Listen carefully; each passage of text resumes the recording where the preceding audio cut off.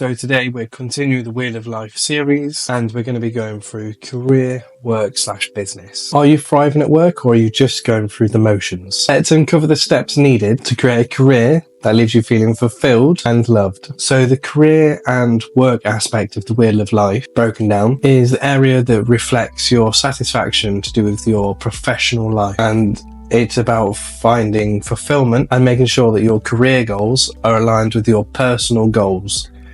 So an example of contrast is, let's say you're a vegan and also a butcher. You're going to have some internal conflict there, I imagine. So let's dive into it. So career and work. The first question you want to sort of be asking yourself is, do I feel passionate and motivated about my work? Now again, this can be your job, your work, or your own business. Now here, I'm in a bit of a impasse because I'm currently branching out into a new area. So if you'd asked me this a few months ago when I was still working for someone, I'd have said no. I don't feel passionate or motivated about it. Well, actually, I would have felt motivated because I'm quite a busybody, but as of now, I'm a carer for my daughter and I'm trying to make this YouTube thing work. So yes, I do feel passionate and motivated about my work. So I've got to do that out of 10. Do it there. So the next question will be, so am I progressing towards my long-term career goals? So again, I'm making this video, I'm making lots of other videos, I'm working forward. So I'd say yes, I am working towards having this YouTube channel be my full-time income and my full-time job. So that's another positive point, that me doing these videos, me working towards the future with these videos, is me building a career, building a business around what I want to do, because I'm catering it around.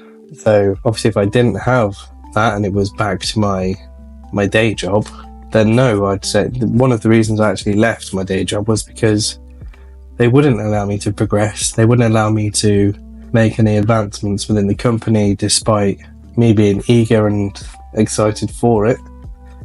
So things have changed. I've already made some steps to improving my career prospects. So question number 3, do I have a healthy work-life balance? Now it's easy for your work to take over, and it doesn't mean necessarily the work that you do and working long hours. It can also mean, are you bringing work home with you? Is your job stressful?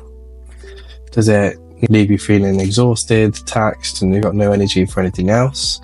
Does it interfere with your home life as well as your work life?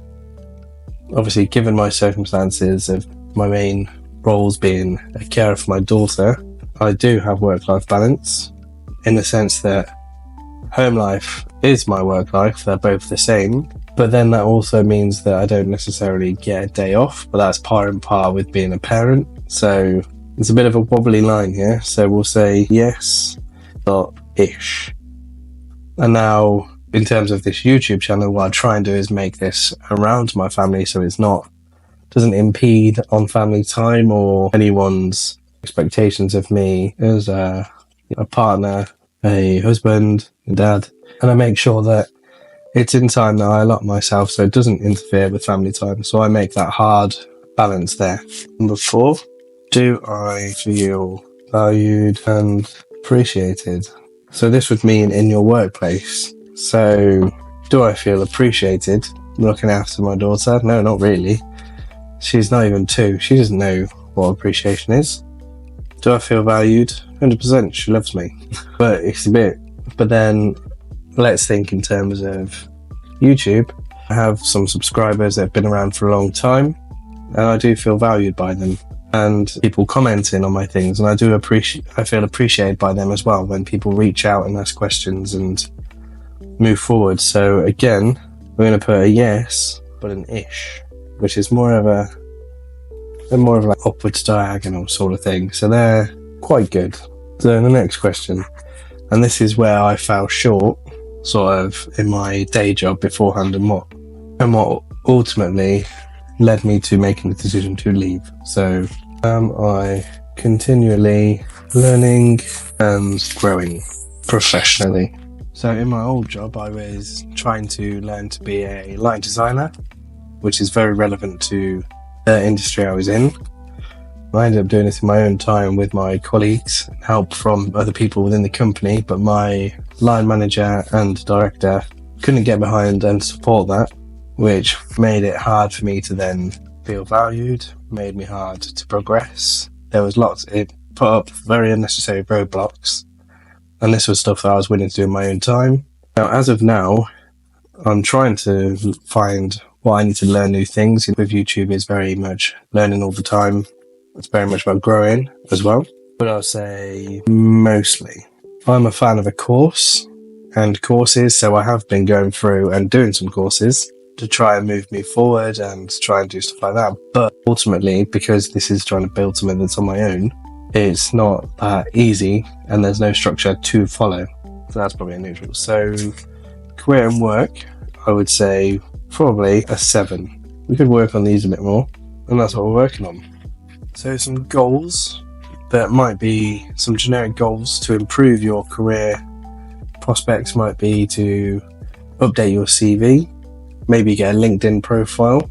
It could be to take some online courses. There's lots of free resources out there for accredited courses. If you'd like to know more, do comment and I'll share some links. It could also be to make sure you set boundaries between your workplace. So for example, my wife, her job is quite emotionally draining.